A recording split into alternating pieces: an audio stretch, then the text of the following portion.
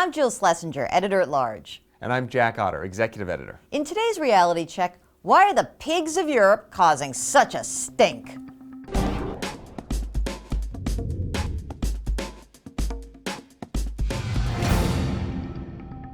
Jack, we got Portugal, Italy, Ireland, Greece, and Spain. They are being called the pigs of Europe. Why? It's not a nice name. I'd much rather be a brick than a pig. Indeed. They're being called this because their financial situation makes us look like Goldman Sachs.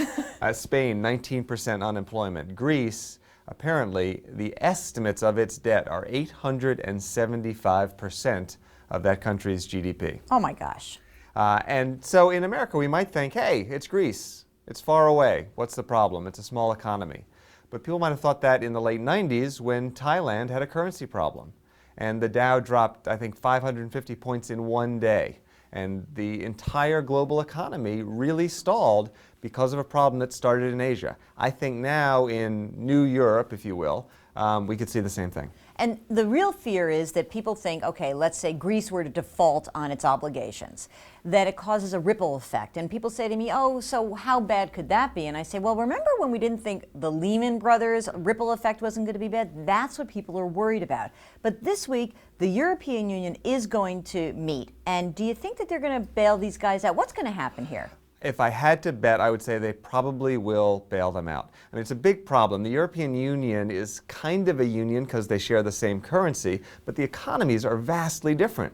I mean, back when Italy had a lira and it ran into economic problems, which it frequently did, it could just devalue the lira, sell some Alfa Romeos cheap, and the economy would come back. Now it's all the euro, and so they don't have that currency option, and there are lots of problems. And remember... And Germany and France, who have stronger economies, aren't really very excited about bailing out their brothers and sisters to the south, right? Especially now, because the entire global economy is so weak, and I think that's the real problem here. You know, in the Asian flu, that was the late 90s. The global economy was booming.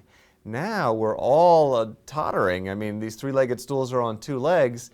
If Greece cuts the other one out, I would be worried. So do you think investors should do anything right now, or do you think it is going to blow over? The stench is going to pass. Are we going to be okay, you think? Well, for anybody who didn't notice last year or the year before, it's time to really be conservative, to figure out, as we always say, what you're going to do in your investment accounts for the worst case scenario. What happens if Greece defaults and the market corrects 20% in the next 2 months? Are you prepared for that? If you are, great. If you're not, get conservative now. Okay, so we're going to watch the stench from Europe, going to make sure you check in with your portfolio and reallocate, and most importantly, remember that these things are going to continue to happen, especially this is a fragile recovery, as you said, so it is okay for investors to be a little bit more defensive right now and be prepared for perhaps any outcome. And so that's really the most important thing here. Is that right? Absolutely. And I would give one more bit of advice, and this is my old thing. I think emerging markets over the long term are a great opportunity.